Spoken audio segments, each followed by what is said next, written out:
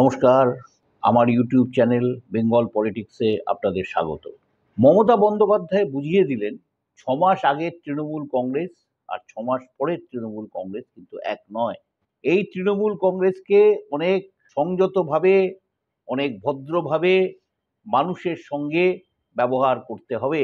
অখিলগিরির ঘটনায় এই বার্তাই মমতা বন্দ্যোপাধ্যায় দিলেন অখিলগিরিকে পদত্যাগের নির্দেশের মাধ্যমে। ঘটনাটা ঘটেছিল এই যে সরকারি জমি জবরদখল মুক্ত করতে গিয়েছিলেন কাঁথির রেঞ্জ অফিসার মনীষা সাউ। এবার এই ঘটনায় অফিসারকে অত্যন্ত অভব্য ভাষায় আক্রমণ করেন। তিনি সরকারি জায়গা থেকে হকারদের উচ্ছেদ করার চেষ্টা করছেন, এই নিয়ে মন্ত্রী যা সরকারি পলিসি, যা যে সরকারি জমি থেকে জবরদখলকারীদের উচ্ছেদ করা হবে তার বিরুদ্ধে গিয়ে নানা ধরনের আকথা কুকথা বলেন একজন মহিলাকে। শুধু তাই নয়, জেলা বন আধিকারিক বা ডিএফওর সঙ্গেও কিন্তু তার টেলিফোনে দীর্ঘক্ষণ বচসা হতে দেখা যায়। এই ভিডিও ভাইরাল হয়েছিল। আর এই মনীষাকে অখিলগিরি বলেন যে আপনার আয়ু আর বেশি দিনের নেই, মাত্র 7-8 দিন। বিট অফিসারদের আমি সব দুর্নীতি জানিয়ে বিধানসভায় সব ফাঁস করে দেবো। সরকারি কর্মচারী, আপনি মাথা নিচু করে আমার সঙ্গে কথা বলবেন। এমনকি তিনি বলেছেন যে আমি ডাং দিয়ে পেটাবো। এই ঘটনায় কিন্তু তীব্র অসন্তোষ সৃষ্টি হয়েছে।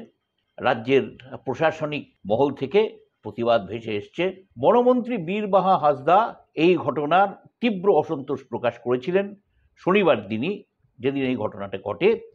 তিনি বিবৃতি দিয়ে জানিয়ে দিয়েছিলেন যে এই অভব্যতা সহ্য করা হবে না, অখিলগিরি কারামন্ত্রী হলেও সহ্য করা হবে না। রীতিমতো বিবৃতি দিয়ে অখিলগিরির এই আচরণের প্রতিবাদ জানান তৃণমূল নেতা কুণাল ঘোষ।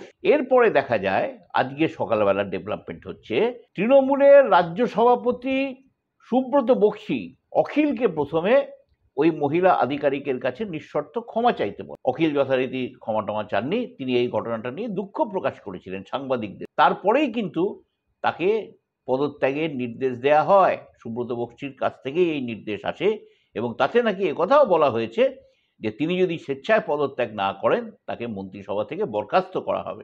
চাপে পড়ে অখিলগিরি জানিয়ে দিয়েছেন তিনি সোমবার পদত্যাগ করবেন, পদত্যাগপত্র মুখ্যমন্ত্রীর হাতে তুলে দেবেন। আগামীকালই ছিল ক্যাবিনেট বৈঠক, সেখানেই অখিলগিরি তার পদত্যাগপত্র পেশ করবেন। তবে তিনি আরও বলে দিয়েছেন যে আমি ক্ষমা টমা কোনো মতেই চাইব না। অখিলগিরি কোনো মতেই ক্ষমা চায় না।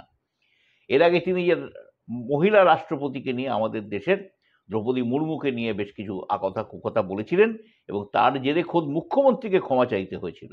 তাতেও কিন্তু অখিলগিরি শোধরাননি। এখন দেখা যাক এই যে ক্ষমা না চাইবার এই যে জেদ থেকে অখিলগিরির ওপরে আরও কিছু সাজা আসে কিনা। তৃণমূল কংগ্রেস বলতে মানুষের চোখে একটা কিন্তু অদ্ভুত রকমের ইমেজ ভাসে। কি ইমেজ? না এখানকার নেতারা প্রত্যেকেই দুর্বিনীত, তারা খুবই অহংকারী। আপনি একজন আপনার পাড়ার কাউন্সিলরকে ফোন করুন, অসংখ্যবার ফোন করে যান, নিজের সমস্যার কথা আপনি জানাতে পারবেন না। হয়তো অনেকবার চেষ্টা করার পরে একজন ফোনটা ধরে বলবে দাদা এখন খুব ব্যস্ত, আপনি 2 ঘন্টা পর ফোন করুন। মন্ত্রীদের ক্ষেত্রেও তাই। এই যদি অবস্থা হয়ে থাকে তাহলে এই তৃণমূল কংগ্রেস সম্পর্কে মানুষের শ্রদ্ধা ভক্তি কি করে থাকবে? তৃণমূল কংগ্রেস ভোটে জিতে আসছে, তার পিছনে কিন্তু এই লোকেদের কোনো হাত নেই। এই যে কাউন্সিলর, এই মন্ত্রী, এদের কিন্তু কোনো হাত নেই।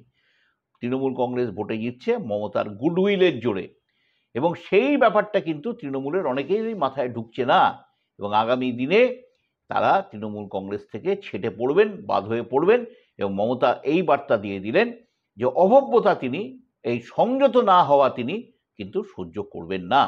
নমস্কার, এই ভিডিও যদি আপনাদের ভালো লেগে থাকে তাহলে লাইক করুন, শেয়ার করুন এবং সাবস্ক্রাইব করুন।